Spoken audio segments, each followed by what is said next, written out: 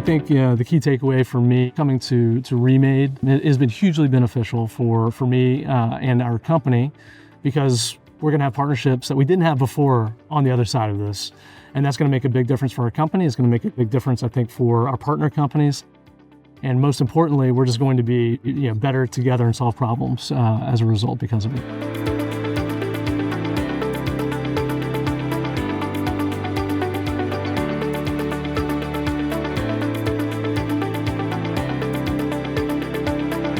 The REMADE conference has been wonderful for my first time. I've gotten to see a lot of our old friends from the industry who, also attend, as well as see a lot of the new innovative research that normally we don't get access to.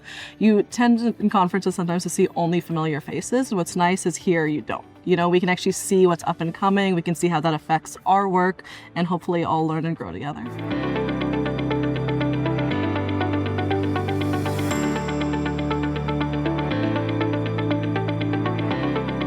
One of the interesting things about the REMADE conference is we're finding ways to have alignment with sustainability and financial prosperity, so people don't feel like they need to choose between the two. And when you have that type of alignment, then that's when real change can happen.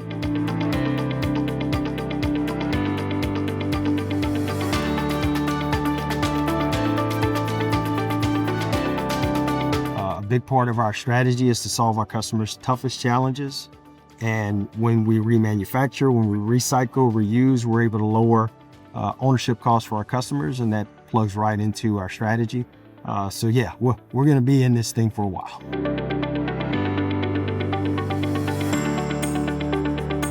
I just want to say it's both a humbling experience, and it's an honor and privilege to be asked by Nabil and all of his colleagues at the REMADE Institute to come and speak here and meet other people who are innovating, other people who are policy making, and other people who are trying to make the world a better place.